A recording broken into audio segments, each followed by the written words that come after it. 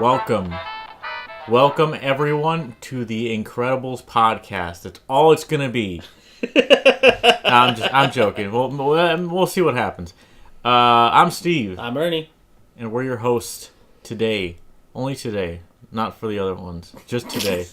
But we saw The Incredibles. Yes, The Incredibles 2. We saw the long-awaited 14 years in the making sequel to The Incredibles. Oh, boy. Let me ask you something. What? Because Steven and I didn't see it together. Steven saw it on his own, and then I went to go see it at a very different theater. We both had some different experiences. But before that, let me just ask you. Before the movie started, did you have a little, thing where, Samuel L. Jackson came out? Okay. I hate that. All right. Then, yeah, there was a thing that was really strange for me, because that's the first time I've seen anything like that. They did that with Coco as well. Did they really? Yeah, I told you that the other day. Remember that the fucking movie hadn't started yet, and it's already 50 minutes in, and they're showing me scenes from the movie that I'm about to watch. It makes no sense. That's kind of rude. And then Samuel L. Jackson goes, "Don't worry, it's worth the wait." And I'm like, "Don't tell me what to do." Yeah. Anyway, so before we get started about the actual movie, Steven saw it at a regular ass theater, right? Yes, I saw it at a regular ass theater, an AMC. Yeah. By myself. At the ass crack of midnight, just by myself, because I was like, I'm not gonna get any other chance to watch this, right? All right. It was a Wednesday. Everything was sold out. I was so fucking surprised. I was like, how is everything sold out, right? So they have an IMAX theater there. The IMAX was not sold out. Okay. So I guess people were just like, I'm only gonna spend so much on my kids or something, you know? Right. And we forget right now it's summer vacation. Yeah, I guess that's true, huh? I didn't even think about that. They go whenever the kids are already out. Yeah, they go whenever they want. I didn't even think about that. Yeah. Well, anyway, so I go there. I haven't been to the theater in quite a while. I should say a decent theater. So I'm in there, and I get my snacks, which cost me $15 fucking dollars. Got a popcorn and a Coke. Yeah. And I sit down, and this guy and his family comes up to me, and he's like, "Hey, you're in our seat." And I was like, "No, I'm not. It's reserved seating. I have my ticket still right here." And I was like, "Look, L14 is my seat. I picked this seat out specifically because it's right in the center of the fucking theater." And he was like, "Look, L14, I have the same ticket." And I looked at the ticket, and they were both identical. 10:30 IMAX, the same seat. And I was like, "What the fuck, dude? How did this happen? That's weird." Yeah, I was like, the only thing I could think of was the woman at the ticket booth pressed purchase at the same moment the guy did online, because he bought his online. Oh. So I was like, what the fuck? But I was like, I'm not moving, dude. I'm here by myself. I'm sad. You have a family, all right? You take your fucking family and you could take it the rest of the row. And they did, because it wasn't sold out. Okay. And in my head, too, I was just fucking $17 a pop? He's got 5 kids with him? Really? Damn. That's a lot of money. Yeah. You know what, though? It was kind of like that last time, though, when I saw a movie and this guy had reserved seatings. He came in whoa, boy, I spent a lot of time and resources getting this together. You need to fucking move. It was this fat guy was in, his seat, and he was like, you need to my kids need to sit, they need to sit there. It's a sold out theater. You need to fucking move, dude. Did the guy end up moving? Yes. Oh, good. But that guy was disheveled. He was just I finally got all these kids. I got the kids have an in hour the car. apiece. Yeah. Exactly. He was like. He should have had my experience then, because that's okay. So yeah. So that was pretty much it for me. Go for it. Okay. So on my side, we have right now we have a 2-year-old, and he is. Obviously, it's hard for him to sit still for a long time, but we were my wife was like, hey, there's this thing called Cinépolis Junior, where they have a little play area in the front. They have a huge jungle gym that runs along the left side of the theater. So up the stairs and everything, there's this big jungle gym that the kids can run through and all that stuff. And there's a huge slide. And it's a little American Gladiators thing that you go, or a Ninja Warrior thing that you can go through. Okay, for kids. Yeah. And then along the very bottom, they have these cushioned lounge seats. The next row up, they have bean bags. The next row up from that are bigger bean bags. And then the last ones are pillows that you can just sit on. So which bean bag did you have reserved? We had the lounge reserved because thing is, if you bought beanbags or you bought lounges, if you bought those, you didn't have to buy a ticket for the kid because he can obviously just sit in your lap, and they're pretty big seats. If you bought like the stadium seating, which was at the very top, which is regular seats, those cost you have to buy a ticket for the kid. So we're like, screw it, we'll buy the lounge one, right? And they're right up in front. Maybe nobody will be there, you know. And it was great because when we sat there, nobody else was sitting in the lounges because they cost a lot. Oh, okay, good. Per seat. So you paid a lot. We paid a lot to go see this movie with this kid, and like it was cool because he could run around and kind of like get tired, and then he would sit down and just watch the movie. And for the most part, he was pretty quiet. He did end up getting up and kind of running around a lot, but he stayed pretty quiet. Okay. But because it's a whole theater full of kids, every so often you hear somebody crying or you. Yeah, I was gonna say like they obviously can't play the silence is golden thing. No. And what was cool is that before the movie starts, you get 20 minutes of playtime for the kids. Okay. Then the movie goes on, and right at the halfway point, they break again, and it's like 15 to 20 minutes in the middle for them to get up, stretch, go do what they got to do, go to the bathroom, come back, run around, blah blah blah, and then the theater goes dark again. Like, they give you a little... the screens pops up and he says, please make your way back to your seats, blah, blah, blah, and the movie continues. Oh, that's weird. It's like an old school, like, intermission. Yeah, exactly. Wow. So it was kind of nice. And because everybody kind of had kids, everybody understood that, dude, there's going to be noise. Kids are going to cry. It's like every movie's My Fair Lady. But it's like... what was great was that they played the movie pretty loud. So it was like... it drowned out most of the kids. And you know, you could bring stuff like blankets and like little things for the kids to play with. So everybody was pretty much quiet. That sounds so weird. I'm having such a hard time imagining what this looks like. Like it's really cool, man. The lounge seats, especially because like you're in the very front, so you have to stare straight up. But the lounge chairs are almost like you're laying down. But it's a nice cushion and everything, so it's great. And if you order food. From the ticket counter, yeah. If you order food, like for example, we got him French fries because he loves French fries. He will, if nothing, he'll eat those, right? She ordered them at the counter and then says, "Can you please give me your theater and your seat number?"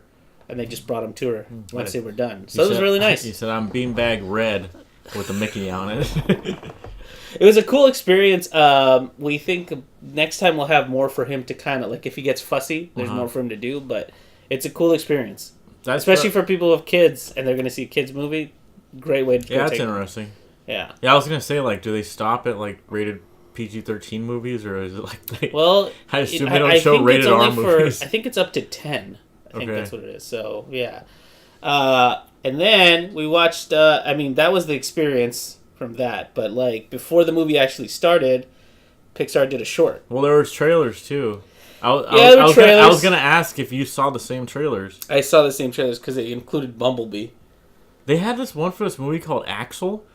Did you watch that? Axel. Yeah. Remind me. AXL. And it's about this kid that finds his mechanical dog. And no, I didn't see that. It looked like the stupidest fucking movie. And as I was sitting there watching this, I was just like, I forgot like what kids' movies like, I mean, it's obviously not for me, is why I'm saying it's stupid, you know? Like, it just had the cheesiest lines, like, how far would you go? You know, and he's just like, that thing is not your friend, it's a thing, you know? It's a... and just every bad guy's... Yeah, and, like, the premise is, like, this mechanical dog finds this kid and it's a science experiment, and as soon as the kid touched it, it, like, became bonded with him. Right. Because that's how it works, and like it had like those trailer ass lines where he's just like, "It's bonded with the kid. The bond cannot be broken now. We have to find it." Yeah, it was so funny. What's it called? AXL, but it's supposed to be Axel. Yeah, it was like I was almost thinking in my head like, this is a Transformers ripoff. Like, why would you want to rip off Transformers? It was a bad movie already. And then lo and behold, right after that, yeah, the Bumblebee trailer. I was like, okay, another Transformers movie, right? I think that's what most people are brushing it off as. It's a Transformer movie. I didn't really care at first because I saw Bumblebee, how he looked, and I was like, at least he looks better than he did. He does. As a new Camaro or whatever. And then at the end, right? Mm-hmm. She sticks a tape in him because she's like, why don't you use music to talk? And she sticks a tape in him. Oh, God. And it's I don't want to give you up. It's the Rick Astley rolled, and he spits it out. And he spits it out all mad. And it took me a split second, but I was like, they made a fucking Rickroll joke. in 2018? What is their problem, dude? Like, I was just sitting there. Maybe it's not 2018 in the movie. That's what I told my friend. Like, is that my clue that this is a prequel? Is that they rickrolled? Like, so it had to be 2006 or whenever the fuck that was popular? Like, I don't know. Because, again, maybe he was never the Camaro. I was just like, what a stupid joke. And he actually thought it wasn't connected to the other ones, right? Mm-hmm. And I was like, well, I don't know, because in the trailer, they used that Bernie Mac line. Mm-hmm. You know, the one where he's like, the car is you, or whatever. He says it more eloquently, and it's completely different. But you know what I'm saying. I do know what you're saying. And if you remember, one of the Transformers that stars Marky Mark, he says, I think it's a Transformer.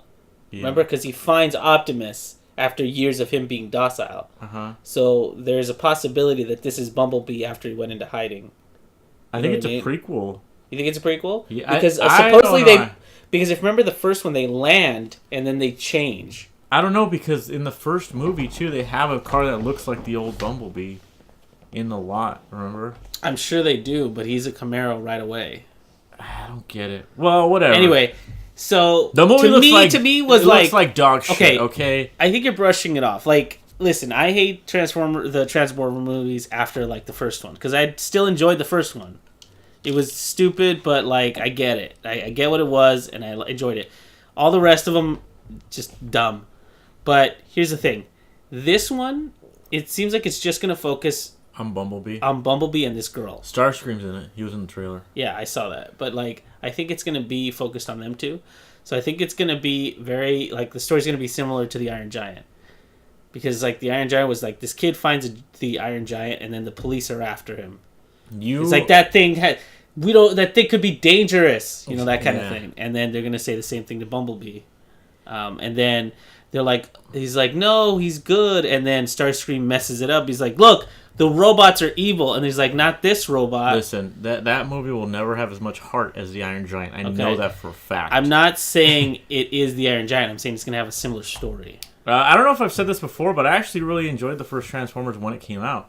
Me too. I actually bought like a lot of Transformers toys because of that movie. Yeah. And then I was like really awaiting the sequel, and I saw the sequel, and I was like, that was quite possibly the stupidest fucking movie I've ever seen. Yeah. And then I rewatched the first one, and I was like, what was I thinking? It was like I was in a trance or something. Like, you know what I'm saying? It's not as bad as I've recently gone back and watched it, and it's not as bad as you think it is. It's bad. I will give you that, and there's a lot of cliches in it and everything. But the essential story and seeing the robots for the first time, the robots still looks good. The robots are badass. That's the whole reason I liked the movie. I was like, if I can just get a super cut of Transformers without any humans in it, I would be a happy fucking man. Or anybody pissing on anybody else. Yeah, but let's keep moving on. Yeah, let's go to the short film. It was called Bao. B-A-O. B-A-O. Yeah. Directed by Domi Shi. I actually thought the movie was called Domi Shi until Ernie just corrected me and said it's called Bao. I really enjoyed it. I liked it too. I actually didn't know what the fuck it was about, and I think that's how the movie. I think that's how it played out up until a certain point. You weren't supposed to know that it's about this woman with empty nest syndrome or whatever, you know. I liked it a lot. I was just gonna say something real quick. I'm not gonna. I don't want this to go too far, but I saw somebody on Twitter put like, this was the 10 most confusing minutes of my life, right? And people were retweeting. They were like, oh, it's so funny, right? He's probably dumb or whatever, right? He just didn't get it. Mm-hmm. And then like this other tweet that like quoted it got like 12,000 retweets, and it was just like, something's not made for white people, so they fucking hate it. And I was like, geez, like, oh my god, why do you have to straight up go to the fact that he's white? Like, how do you verify that over Twitter? I'm like, Jesus Christ, dude. Anyway, I think they're okay. So I mean, are we ruining the short? Yeah, if you haven't, if you got to watch The Incredibles to listen to this right now, right. I hope you did. So here's the thing. So really quick synopsis. You probably already watched it, but like, this lady is making dumplings for her husband. One of the dumplings comes to life, grows up with her, and you see the change from like infant to teenager to adult, right? Yeah, it turns out it's a metaphor for her son. Right, her son is like the metaphor of it, and the whole thing had so much heart in it. I actually really like the art style. The art style was fantastic. The art style had like this lighting to it that made it look almost like it was like toys, because of like the scale of things. Yeah. I don't know how to describe it. Yeah, but I think it had a lot to do with the lighting. Maybe the way that things were kind of like isometric too, because you would see like into rooms, like, you know what I'm saying? Like, it felt like the world felt populated right away. Yeah. I like the progression of the story. I think it happened. I think it happened within a couple of weeks, at least. What her feeling of it was, because it was definitely a projection of what was happening in her real life. The moment. Like, the parts where she's, like, doing these things with the kid, and she sees how fragile he is, gives you it gives you so much of a motherly sense, and be like, oh my gosh, she's so sensitive. Because, like, the first thing she does is, like, one of the first things she does is his head, like, flattens out. Yeah, she puts more of, and like, so she has to put more dumpling stuff in his mouth, and then it fills up and everything, and I thought that's hilarious. So, like, the first few scenes are just him getting into trouble and her having to fix it. I really liked it. I have to say, the art style was like, I don't just mean like the way it, like, the scenery looked, but their actual faces and their proportions of their bodies and stuff was something I hadn't really seen before. Right. I was actually like, I'd be down to see a whole fucking movie like this. Like, it looks cool. The one tip off that I realized that about the whole thing was that in the very beginning you see her and her husband eating dumplings, right? As soon as the husband leaves, that's when this whole thing starts. And then you don't see him again until the very end of the film. Yeah. So it's like, it's possible, like, it's a little fuzzy in the details about how this happened. I think that's part of the whole syndrome, is that, like, she lives like, this thing, right? I think the whole thing kind of, it's a possibility the whole thing took place in her head. Because a lot of the things that happen in it, like the dumpling kid finds a girlfriend and he's like going to move out with her and everything. I was like, yeah, that'll happen. But, it turns out that like you said, it's a metaphor for her son who moved out and everything. It was great too, because like I'm just such a fan of the Pixar shorts, because they do so much without actually telling you things, you know? It's all no words. Yeah. So it's like, no matter what language or where you come from. Exactly. Like, this was made, like, if this was made and put into Chinese theaters, we'd be watching the same thing and we'd understand the same story. I think that's, like, ridiculous. Yeah, I mean, what's great is, like, it's obviously set in some sort of either China itself, where they or some sort of Asian community where they do this, because like the fact that she makes dumplings is this. It's not as like there's no consequence to that. She could be making anything and the food turns into a boy or something. Yeah, but like it has that. It just so happens. Her son's head is shaped. Yeah, exactly. But it just so happens to be that, and even if you're Russian and you've never seen Chinese food before, you could still look at this. It would be a little shot. It would be a little shot of vodka if it was Russian. No, but nice short, especially setting up for this, where it's like family. Yeah, you know? And the way he just puts the little box of like donuts down, and immediately you know, like, oh, it was her son the whole time. Like, you know, I mean, the dead giveaway was his head. Yeah, I think. Yeah, that's true. But I was very surprised, because it actually kind of like made me tear up, even though I'm not a mother, you know, or anything like that. I was just like, this was made fucking well. Like, Jesus, like I was able to feel something for characters within the span of like 2 minutes, or like however long it was. It was surprising, and we're not going to ruin the where the turning point is, but it was pretty dramatic. Like they've seen it. They have to have seen it. Okay, so. You know, when she eats the dumpling, I mean, like it for me, it was pretty shocking, for one, because I was like, what the hell just happened? Yeah, you know, because at this point you're still buying that that's like an actual thing still. No, yeah, once she did that, actually, I was like, oh, so it's not real, you know, like, because it kind of has that whole like, okay, like this is a magical world, but once she did that, I was like, okay, so. Yeah, it's not real, because I was like, what, is the baby gonna fucking grow in her now? Like, it doesn't make any sense, right. You know, like the only way it would make sense is if it was not real. Right. I wanted to just say real fast though, when she ate the dumpling, the theater went silent and somebody went, I don't like that, in my theater.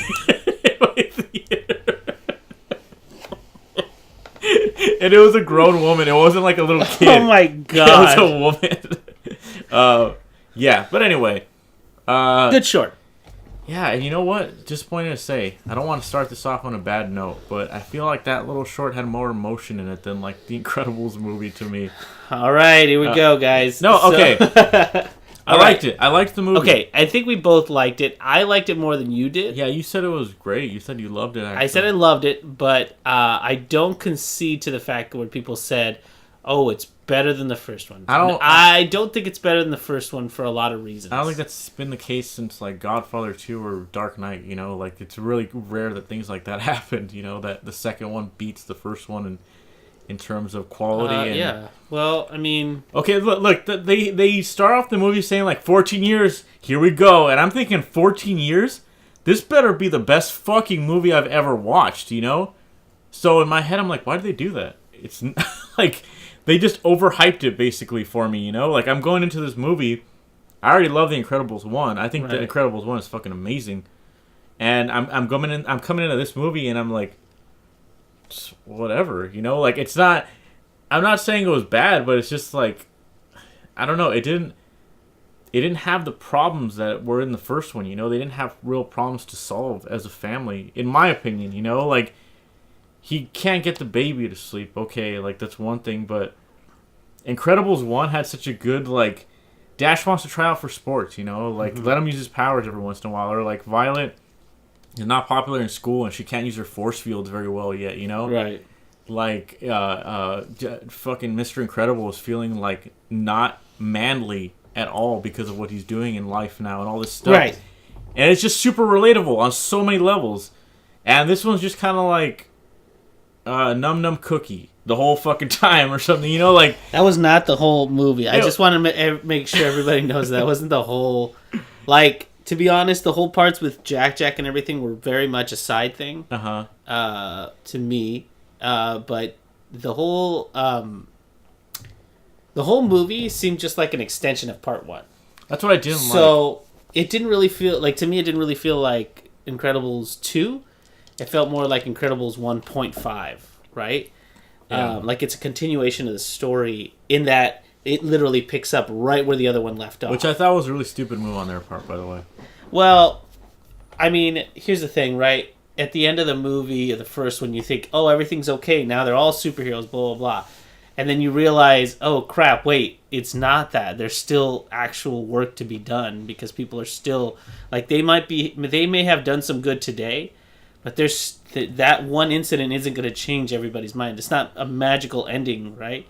So the continuation of the story is actually kind of intriguing. It's like there actually has to be some work done because people are still working out whether or not they like supers. Now, I know what you're going to say, where the whole Jack thing kind of split the whole thing in half, right? Because the first one was very much focused on Bob realizing his family is what's important, not him doing it alone.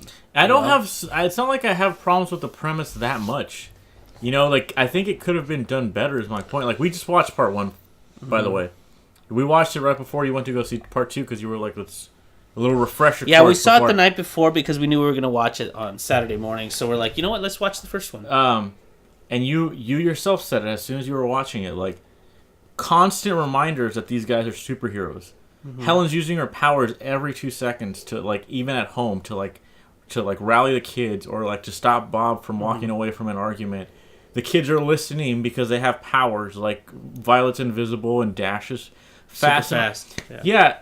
And there's these scenes in, like, Incredibles 2 where Helen's just fucking sitting there talking to that one chick.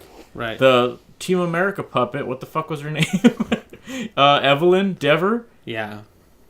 And I'm just like, why is this happening in a fucking Incredibles movie? Like, I want to see more powers, you know? Like, it's weird because I know if I were to watch the movie again, there probably would be an abundance of, like, supernatural things going on.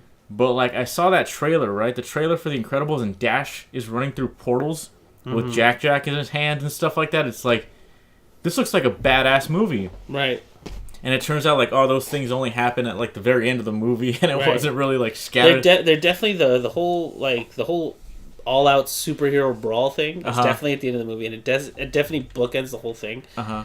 But I think the reason I liked Incredibles 2 more than you did, I think, is because I understood what they were trying to focus on this time. Uh-huh. And it's like, okay, the family is the end of the first one. It's like we fight as a superhero team, right? And not just that, they all in that first movie they do such a good job of highlighting every single person. Like Helen gets her own scene when she's infiltrating the base. Mm-hmm. She's with the doors, you know? Right. Like everyone remembers that. Everyone knows what scene that is. You know, Dash and Violet in the forest, like them fighting off those blade spinny guys. That's such a good scene. Like, yeah, it's but great. Like, but you know, it does. There's a lot of work that gets done for them because it's an origin story. So That's them discovering their powers, that's it's what I'm like saying, an easy. like, yeah. Keep going. It's an easy way to make you feel comfortable with a character. So doing an origin story for everybody at the same time. Or not an origin story, I should say. The kids doing an origin story at the same time makes it really easy for you to feel for them because you go through something with them. You know, in this one, it was more of like, it was definitely more focused on the mom and dad because Dash didn't really do anything. You know, he was just running around. He was just Violet. Yeah. They tried to give Violet an arc with her having like the adolescence and her rejecting superheroism because of what Dickert did with erasing that kid's mind in the first one. Yeah. But like the real focus was Elastigirl and Bob. I know, and I don't want people to just call me a sexist because, you know, Elastigirl was a star, and, you know, I feel like even her herself, she wasn't even justified as like a character as much because, I don't know, like, it's not like she saved the day or anything. Like, what do you mean? I don't know. Like, if they were gonna make it about Helen, give her some bigger moments. You know, like a lot of moments were just her talking, or like, I don't know. Okay, let me give you an example. Right, Incredibles 1, they're in the plane. Right. And she says to Violet, "I want you to make a force field as big as the airplane." She's like, "I've never made one that big." Mm-hmm. They had an opportunity right there in Incredibles 2 to have her make a gigantic force field that would have like turned the boat or saved the boat or something. But there wasn't. It's like the end of the movie is she's just like, "Don't worry, Dad. I'm gonna take Jack and I'm gonna stay right here." And he's like, "Good girl." I'm like, "What the fuck is this? What am I watching right now? Like, am I watching a superhero movie or am I watching like they ran out of money? Like, what happened here?" Well, you didn't consider then or you didn't like the fact that, or you didn't think that was her moment when she was sneaking in and knocking everybody out with her thing, because she had a fight with Void. She had a fight with Void, and all I could think in that scene was like, you knock her out, why don't you take the fucking glasses off her? Yeah, I thought that too. And she ran away. So I was like, okay, that scene or whatever, could have been theirs, but it kind of felt like it was hijacked by Jack. Because yeah, well, that was one complaint I did have. It's like the Jack thing didn't really finalize itself. There was no like definition to Jack. He's crazy with all his powers in the beginning, and then at the end he's crazy again with all his powers because they wreck the controller. So it's like that suit can basically stay on him, but it can't do all the things that it did before. It can't like do the flame retardant thing. It can't track him or whatever. So it's like, it doesn't have the Incredibles logo on it. What the hell were they thinking? Well, yeah, that's the other. Well, Helen doesn't wear the Incredibles thing until the very end, which I was like, man, like I understand the symbolism of it. You know, she wears a different suit, and then at the end she gets the Incredible suit again. Her Elastigirl suit sucks. You didn't like it? The new one, it was like a gray sparkly thing. No, I mean, she used to have a white one with red gloves.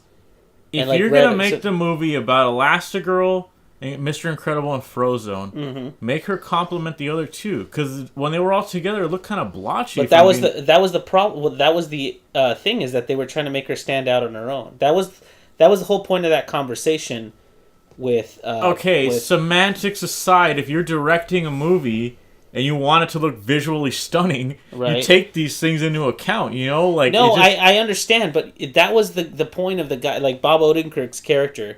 He was like, our best play is Elastigirl, and the reason they didn't put her in the Elastigirl suit along with her family is because they wanted her to stand out as an individual. Now, no, I'm not saying anything about don't give her a new suit. I'm saying make it look better. It looked dumb to me. It looked like, well, that was part of it too, because remember, Edna was like, that thing looks gross, and even she was like, huh, this suit's not very nice because I'm not this person. You know, my colors are much brighter. And so you're saying it was supposed to look bad? It was supposed to look bad. Yeah, because it's not. It's not her suit. I will say one of the cool things about that movie was Elastigirl's motorcycle.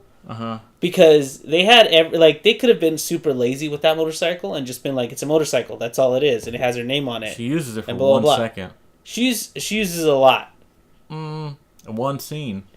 She chases. She uses it. Yeah, she uses it in one scene, but I like it because it lends to more. It's like an expanded universe kind of little deal because all they gave you was a hint of it. Because, you know, Bob comes in and he says, like... I mean, that's what sequels do, is that they... Right, they expand the universe. So I like it because she was like, oh my god, a new Elasticycle. And he's like, you had a motorcycle? And she's like, there's a lot about me you don't know. And then she takes off in it and she automatically knows how to use it. That whole thing where it splits apart and she can use it like a little counterweight thing, that was great. Sure, it was okay. I wasn't, like, amazed. I liked it because it expands her character. Like, she was a whole superhero before Bob. You know, and that's kind of what... Her showing off that she had, like, all these gadgets and she used to be, like, this whole other superhero all on her own was the reason that led into her conversation with Bob Odenkirk's sister. I mean, I don't argue that, but it's just like in the first one, it's not like I felt like she was downplayed at all. My bigger point is that the first one did such a good job of highlighting every single member of the family equally, in my opinion, and like to the point where like at the end of the movie, you feel like you know all of them. Like I do feel like in this movie, I didn't even hear from Dash. He was Dash. He was like the comic relief for like 2 seconds every once in a while, and like Violet, I was like.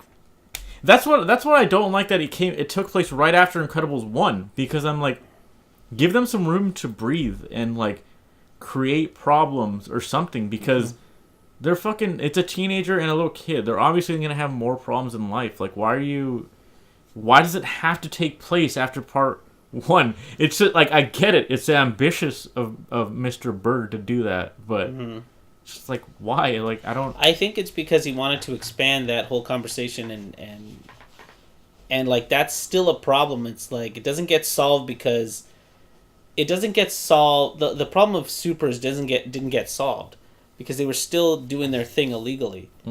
You know, I think he wanted just to have that conversation that was about changing the media, like having the media help them make their case. Okay, and this is something that sequels do that kind of I don't like, which is kind of why I'm against sequels to begin with, right? Like if they made a sequel to Ratatouille, I would cry. I would cry my eyes out. I love Ratatouille. Jack's powers get pinned down, so now Jack isn't this little baby. Why are they pinned down? With limitless. Let me tell you, he's not a baby with limitless possibilities anymore. Now he's a baby that, like, Edna knows every situation. He multiplies, he goes on fire, he turns into an angry, crazy guy, and he has laser eyes. And he can pass through stuff. He has, like, 5 main powers. And he can jump into the 5th dimension? Yeah, that's what I said. He teleports. And he can explode? Nah, that's combustion. I said fire already. And he turns into the little demon? I said that already. Did? Yeah. What about the shaking? He did the shaking too. What is the shaking? Well, he just shakes uncontrollably. That's what. That's before he turns into the monster. Right. Well, no, but he does. That is a power in the first movie, he turns metal too. Right. He doesn't do that in this movie. But what I'm telling you is that that's what they did. They pinpointed his powers, and they came up with like solutions for them. So all of a sudden, Jack's not this crazy like lunatic baby that can go wild. I feel like. In this movie now, it's like, oh, okay, Jack has these 5 powers. When they sell the toy, Jack has these 5 powers. When he's in a game or something. Interesting, because I didn't feel like they nailed down his powers, because I felt like he still had a... What about the one where he launches himself into the air? Well, that's what I'm saying, is like, so if he does come up with something else, I'm supposed to believe Edna's going to add to the suit or something? Something like that, yeah, because remember in the first one, they just did the thing where like, oh, this is the costume for the baby right now. And she just watched him for 24 hours, and that's what she came up with. But she was just like, you know, we need to design more suits later. Because remember, she said, I'm the exclusive designer for all your family. And now she wants to watch him even more. And that led me to the fact that, like, oh, he has more powers. Yeah. But I think that's great if you want to just, like, if you want to sit there and assume, like, oh, but you don't know, like, they could obviously, like, write more powers for him, sure. But as far as the movie's concerned, he cycled through these 5, is what I'm trying to say. And that's not really what I like. Like, if he's fucking Jack, give him, like, 1,000,000 powers. Like, don't even make him a suit. Let him keep his original suit. Right. And give him 1,000,000 fucking powers. Like, that's what I would like to see. The whole idea of Jack, by the way, Brad Bird said this in an interview.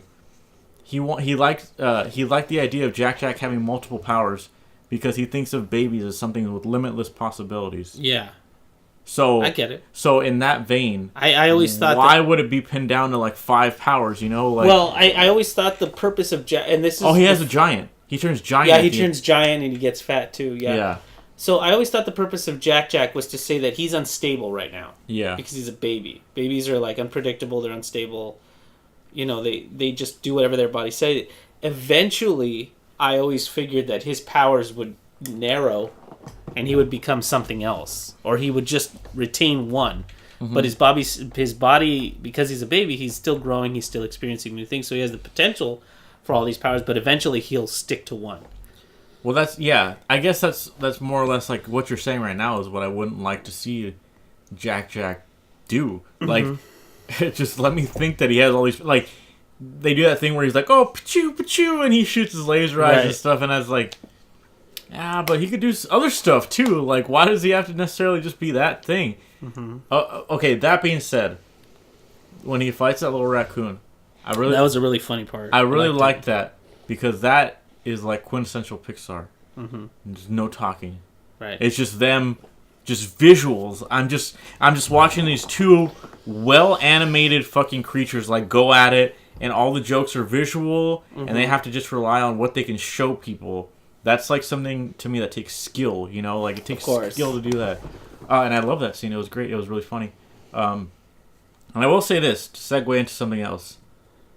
The way the movie looked in general was pretty amazing. I really liked how it looked.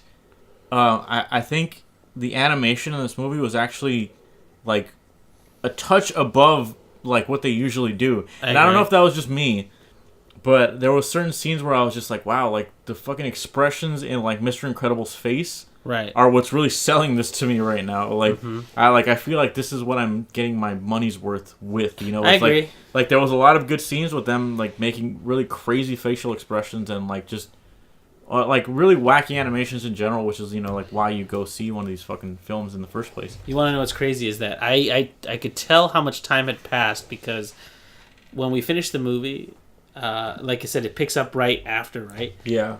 The kid that asks Violet out at the very end, his hair in the first movie looks like shit. It doesn't look like shit, but it looks like shiny, and it looks like he ran some gel through it because it looked like clumped together pieces, and it was shiny. Yeah. And then when it opens, it's the same guy, but his hair looks like almost like real hair because you can tell feathered, it's like individual strands, and they're all brushed to the side. And when he moves his head, it moves with him. Like I was like, oh my god, look how much time has passed. His hair looks incredible. Yeah. Now it looks pretty amazing. That one scene, I'm pretty sure everybody will say this, but that scene where Elastigirl's fighting the Screenslaver, in his little in this cage that he puts her in, right? There's like 10 million light sources on them both, and it almost looks 2D because the colors are so vibrant. I was like, I was like, this is why I paid $17 for this shit right here. Like, that's what you paid for IMAX, baby. That's why. Yeah, I was like, looking at this. I was like, this is great. This looks amazing. That's what we paid for our lounge chair. Oh yeah. $17. So it's the same thing then. Yeah. Well, no, we had a regular screen. Yeah. Okay, but what I'm saying is we paid the same. Yeah. You were saying you were fucking paying out the nose or whatever. Well, I would still say I did. Okay, so you were talking about the ending. Well, okay. Before I get into that real fast, okay, I'm gonna rag on the movie a little bit more. Okay. Sorry, okay. Bob Odenkirk, first of all, amazing caricature of Bob Odenkirk. I love that character. That was really good. That character looked cool. if you're a fan of the podcast, you know I love Bob Odenkirk, right? Better Call Saul. Yeah, and you know what? I think there was a little nod to Saul Goodman. I'm not sure, but at one point they say Evelyn says to Elastigirl, if the my brother would sell something as a foot massager, and right. one of Saul's things is that he has a foot massager in his room. That's kind of like there's actually an intro to Better Call Saul where they just show that the foot massager because it's really? It's like a tacky like thing that he has because he's just that kind of guy. So I thought like, oh, maybe that's like a little nod to him because even could be they could have chosen anything. Well, yeah, even in Incredibles 1, you know, remember he calls him Brody. He calls Syndrome Brody at one point, which is yeah. a callback to his character. Yeah, Jason Kevin Smith film. Yeah. But what I was gonna get to was Evelyn Dever. I think was a terrible villain. I do not like her motivation. Sure, whatever. Like I maybe I couldn't feel for her. I don't know. Syndrome. How do you beat Syndrome, though? Like, he's such a good villain. I fucking love... Like, not only was, like, Jason Lee a perfect match for his voice... I think like, so, too. The character and the voice go so well together. His suit is cool. I love Syndrome's suit. It looks badass. It looks menacing. His motivation is there. And the fact that he has a cape is, like, that whole, like, oh, don't wear capes, and then... At the end of the movie, you know, like it's so good. It's all so well thought out. Evelyn Dever was like, she's just a normal person, first of all, right? And then at the end of the movie, she was like wearing this weird circuit boardy, skin tight suit. That's like, okay, so she was like, she designed like a suit for herself or something. Like, her look in general was just very like. I think okay, so you obviously can't do the same thing you did with the first one, right? Because the first one had this, again, they had the origin story to have to go back to, and that does a lot of your work for you. But why even have a twist? Is another point that I have. Like, well, like I know they're trying to like, oh, we're gonna trick you guys. You thought it was this guy, but it's this guy. It's like, didn't the Last Jedi teach everyone that like that's not the best thing to do? Like, people eat it up, man. But Incredibles 1 didn't even need it. They didn't need some crazy twist. It was like pretty obvious right off the bat that it's Syndrome. Like, there's never a scene where there's like a huge reveal. There was. There's not. There is. Okay, when? The first time you see Syndrome as an adult, he's looking at a computer monitor and you can tell that it's Jason Lee talking. Okay, but the twist in the first one is that the missions that Mr. Incredible is going on, they're not actually missions. That's not like a huge twist. It's not a huge twist, but it's a twist nonetheless. Because if you're watching the film for the first time, you think Bob is just doing superhero work, but he's not. And the twist is that this guy has been using him to better this thing, and then he's been killing off supers. Yeah, okay. I mean, it is... I have seen that movie way too many times, so it is kind of hard for me to say. It's a twist because you realize, holy crap, Bob's, or you know, he thought he was doing some superheroing, but he's actually been helping this guy do this horrible thing. Yeah, right. No, I get it. And in that way, sure, yeah, I could see that.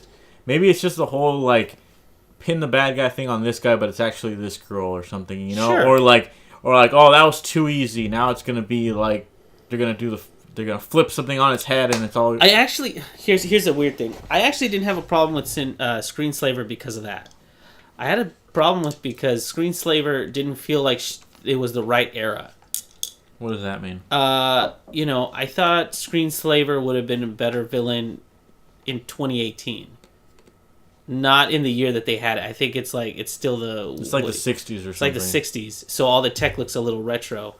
And I'm like, okay, well, she invents stuff. That's cool, but like, you know, it's all these screens is what manipulates people. He's like, not everybody looks at a screen at that time. I know, and I said something similar to the when I watched it. I was like, they're putting cameras on superheroes. I hope they don't do that whole like, oh, this is like cops and cops and cameras, or like, oh, Screenslaver, like, oh, everyone looks at their phone and Screenslaver because it's, you know, and I think that's what you're getting at, is that it kind of feels like they were making allusions to real life, even though it's not the same time period, you know? Like, it just... But I think they were trying to have this... the whole theme of the movie was perceptions, right? And that's what the whole thing was about, is, like, people's perceptions of supers, people's perceptions of what they do, you know? And that was the whole thing, was changing the perception of somebody. Yeah, and I didn't the perspective. Yeah, like when I heard Bob Odenkirk say that, I was kind of like this guy fucking was watching like the news reports and like he took the story from like it just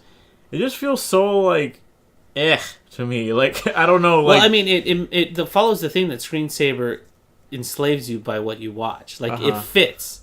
It just like I love this movie. I'm definitely gonna get it when it comes out. But I definitely had some issues with it, which made it just not as good as the first one. Because in the first one, every single piece fit together so well, and I think that's why the people love that movie so well. But in this one, I feel like some of the parts were just like, but why? You know, in Incredibles, I'm not saying Incredibles is even a perfect movie. I'm just saying it hit the points that I wanted it to hit. You know, it gave me like closure on a lot of things, and this movie didn't really do that to me. And okay, first scene of the movie, they're chasing the whatever the fuck his name is, Cliffy from Cheers. The Underminer. Yeah. He comes up and he's doing that thing and it's going downtown. There's a part where Violet shoots like these purple like force fields from her hands. Yeah. And she like cuts the air with like it and it like destroys like this rubble or something. Right. I was like, that's badass. I want to see more of that. I love Violet. Let me see more of her in action. Yeah. And there like wasn't anything after that. You know, like you think about like how The Incredibles 1 ended, and like you have Helen picking up a manhole cover and then like slinging her arm over a lamppost and then like shooting it at that thing. See, that's why I thought I'm like, that's badass. I thought you would have liked the train scene because she's so badass in it. Like the way that she outran it by like using her cycle to jump over and like she was able to like stretch herself out. That's with gadgets, you know, like no, but remember she even flattened herself out to like escape the one part where like the tunnel is too small even for the motorcycle. So she flattened herself out all the way around the thing, and then was able to slip down into the train to unhook it and everything. And then she used the parachute thing where she grabs on, and she did like the thing where she makes herself into a parachute to try and slow it down. What they could have done is like you put that scene in the movie, right? But then have her like fail to some extent, you know? Then have a scene later on where she's got a regular suit on and she completely like redeems herself, you know? Okay. This one seemed like so like what am I looking at? Like she's badass because she's got these gadgets and like. Well, that's I don't know, like, and that's the issue it had is like you can't just mirror the first one. I know, but like I don't know. It's just so hard because I love the first one and I'm watching the second one wanting to love it, and it's not doing it for me. You know, like did people think like Helen was underappreciated in the first one? Because that's not the case. She saves her kids from that airplane, and that scene's cool too. And she uses her wits to get them to the fucking island after that, like turning into a boat. She's just using her powers. Like, just let her use her powers more. I don't know. They're just. I don't know. I will say again. I will say that I really enjoyed watching her use her powers. I thought they were very well done. My main complaint was like, I know what the story was, but like I wanted to see Mr. Incredible fight too. Because he didn't get to fight until the very end. He didn't do shit the whole movie. He didn't get to do much because most of the time he was just like he wasn't even really fighting until the very end. And even at the very end, he's assisted by other people, so he can't be as. We didn't see nearly as much as we did with Helen. I know, it's just so like it's. Like I don't know, I was like, are they trying to like kick him in the crotch or something? Like no, I think now they're planning to do a part 3 because this one opened up the like there are certain things that they said that makes it think like, oh, they're going for a part 3. They're definitely going for a part 3. Because Violet goes like when she gets put away, she's like. He's like, she's going away for a long time. He's like, well, she's super rich, so she's probably going to be there a couple days, and they're going to slap her on the wrist. And he's like, yeah, you know, I like you, Violet, but, you know, we're going to be all better now, and blah, blah, blah, with supers. It's hard, man. Look, I understand, like, just even thinking back to, like, because I was going to say right now, like, I like that Frozone's in it a lot, right? But then I'm thinking about the first one, and I was like, they're sitting in the car listening to the police scanner together. Like, they're... it's just... There's just these moments in Incredibles 1 where I'm like, these are real people that, like, are in that spot in life that you want to see them get out of, you know? That's what you want to see. And Incredibles 2 just kind of starts with them, like, not in that place. Like, I don't know how to describe it. Like, well, see, like if you were gonna do a real true sequel to Incredibles 2, wouldn't you just?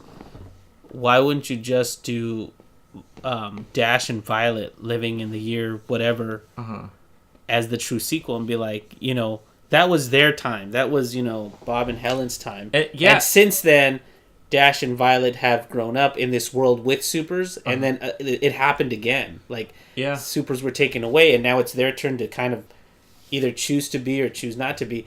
That would have been a proper sequel. The problem is that, and this is, it smells like this was the decision that the executive made. They're like, well, we want to do something crazy with Incredibles 2. He's like, but you're going to have them as a family, right? And it's like, well, no, we kind of had an idea where they would have, it would mostly be focused on Dash and Violet and, and Jack. And they're like, but we need that moment where they're all fighting together. You know? And it's like, that's the whole thing. Incredibles in the first one was a family of superheroes. You can't just take that away in the first one. So that's your crutch in the second one. You have to have them as a family of superheroes. That's what just seems so lackluster to me. Like, there's just little scenes in the first one where like Bob tells Violet like, oh, you put your hair back with that little band. Like he notices that his daughter like looks different, and it's just like, oh, what a great dad. Like there's just little moments where you're just like, well, there was those moments here. They feel like a family, and it just in part two. In no part of part 2 did I even fucking tear up. Like, I was just like, I'm watching a movie. All right, it's over now. Cool. Like, I don't know. I wanted to feel more. That's why I was saying maybe I expected too much from it. Like maybe you did. Maybe I was just. It was overhyped. I don't know. Like I said, there are moments that mirror the first one. Like when Bob has to learn new math. For Dash.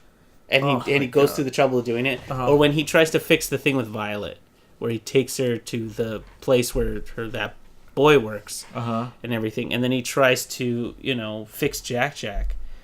He just realizes he can't do it all on his own. But the fact that he tries and he succeeds in some capacity is supposed to mirror the first one. But then you find out Jack is just too much for him right now. Okay, I know what you're saying. Because there was a point where he's just like, I'm Mr. Incredible, I'm going to do the math. And he did the math and all that shit. Yeah. Well, he has his breakdown. Other movies do this shit, dude. Like, why are you putting this in my Incredibles movie? You know what I'm saying? Like, you Incredibles 1 has this amazing montage of him working out and becoming, like, a better person. It's so great. It has great music and all this shit. And all he could do in the second one was, I'm going to stay up late and learn this math for my kid. Well, because they've switched roles. Now Helen's the one that's out there. Yeah, but that's supposed to be his thing? Like, that 5-second... Even Helen, no, but that's his role. Like, that's his role to play. If you're gonna... Even if you want to say Helen, sure.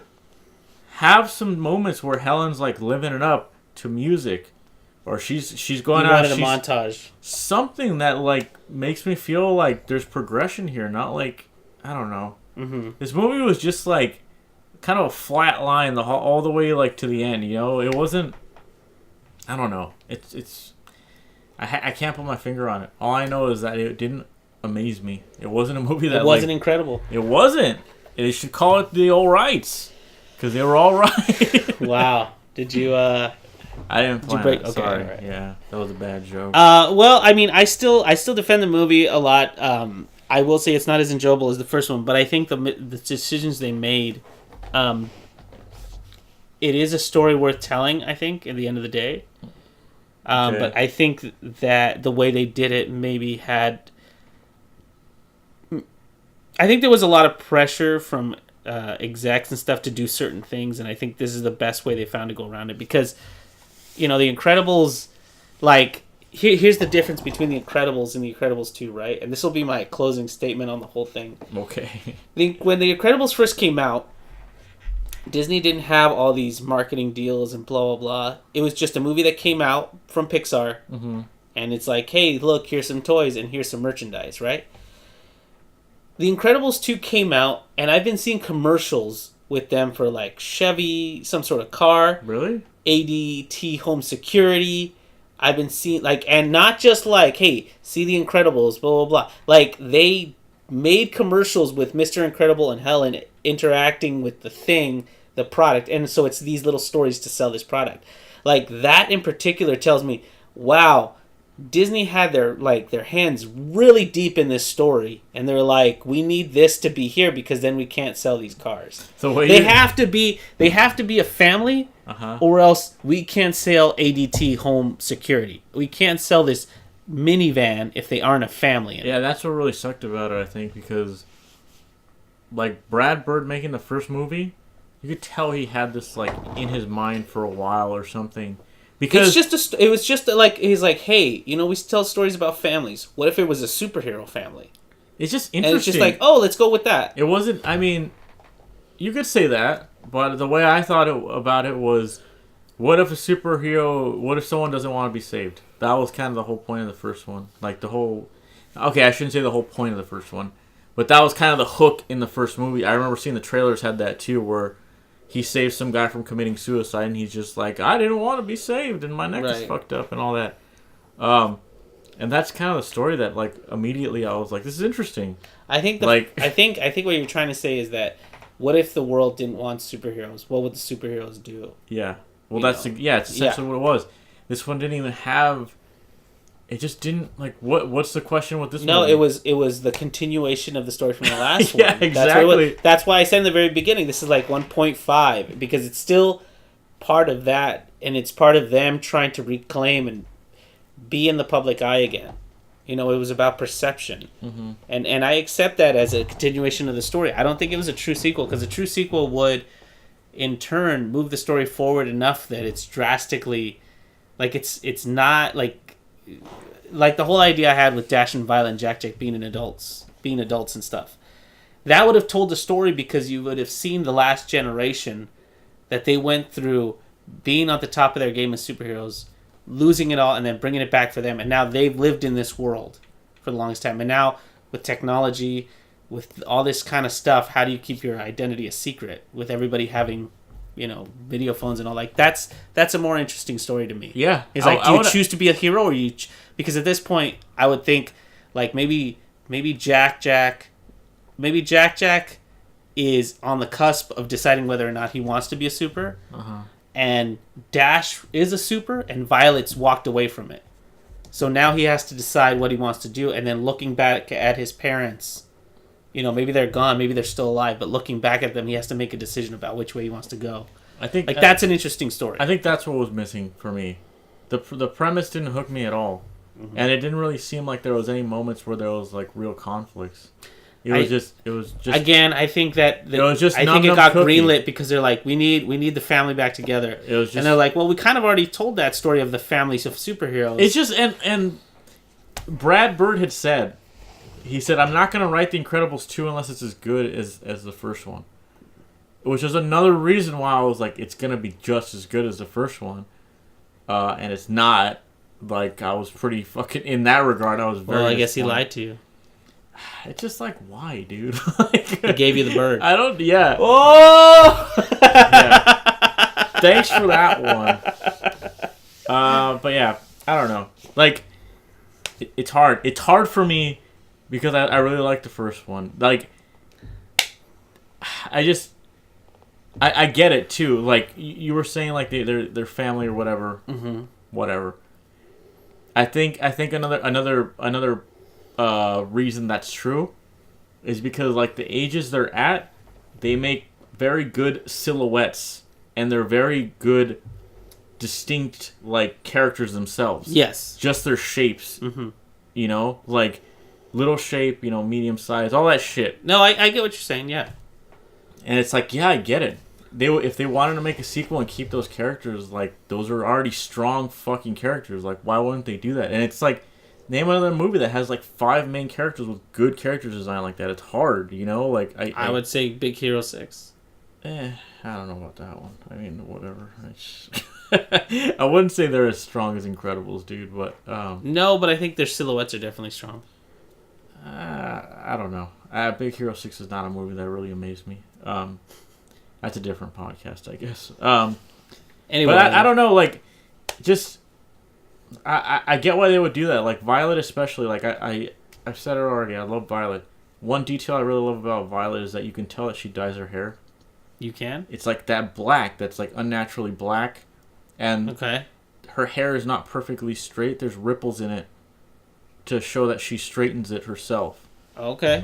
So, like, yeah, just think about how Pixar makes everything look smooth. Mm-hmm. Just look at screenshots of the movie. Helen's hair is smooth, and, like, it goes in the direction that it goes. Violet's is, like, straightened. It's, like, as if she took an iron to it and straightened it out because she's, like, emo or whatever. Okay. How would you have her in another point in life without showing that kind of character? You know what I'm saying? Like, it would be difficult. Or, like, the way that Dash is, like, he has, like, little freckles, right? Mm-hmm. But he still has, like, Mr. Incredible's hair. And even, like, in some... And his chin. Yeah, and in some scenes, he actually kind of looks like him. Like, you could tell, like, he's this guy's son. And he's at that age where he wants to be like his dad. So it's kind of hard to, like, how do you get him out of that and still make him interesting, you know? I get it that it's difficult, you know? So, I don't know. Like, I feel for them. I get that they're working within restraints. That's the problem with every sequel, is that you're going to be working within restraints. You're not completely free when you do a sequel. I get that. You know, I don't know. I have nothing left to say. I just, I think that's gonna wrap it up. I mean, I would still recommend people to go and see it because I think it's a great movie, and I think it does benefit from being in the theaters. Mm-hmm. Yeah, I would say go see it. Go see it now, because I think right now. Well, shut off the podcast. Shut off the podcast and go watch it. I think it's better in the theater. I think you'll get more out of it that way. Yeah. Like I said, there was a lot of really cool visual scenes. Mm-hmm. Visual scenes. That doesn't make sense. Visuals. There was a lot to be seen. Yeah, there was a lot of nice things to look at. I think actually, if I want to end it on a compliment, a lot of the shots were really well crafted. I was looking at a lot of shots in the movies, and I was like, I would just have that as my computer background. Mm-hmm. Like, the way their heads are lined up there, it looks beautiful. Like, this shot of this vista, it looks beautiful. Very talented people at Pixar, obviously. They know how to make things look nice. I get it. But, yeah. I think that's it. Yeah, that's it. That's all we got. This is the Incredible Podcast. Yeah, that was the Incredibles cast. It's been like an hour, right? Yeah. So, sorry. I guess it took up the whole time. But I did watch Luke Cage season 2. Mm-hmm. I'm gonna let Ernie watch that, and we can talk about that next week. Right. But I just want to say I liked it. I really enjoyed it. I think it was better than season 1. You already gave it away. Yeah, they don't have to listen to next week's podcast. If you're a fan of Luke Cage, if you watched season 1 and thought meh, get your ass back in that chair and watch season 2 because it's actually really good. I thought it was really good. Better than Daredevil season 2? No, sorry, but still pretty good. Okay. Just gave it away. Now they don't have to listen to next week's podcast at all. Sorry. Whatever. Okay. That does it, all right? That does it for this week, guys. See you next week. See you next week, guys.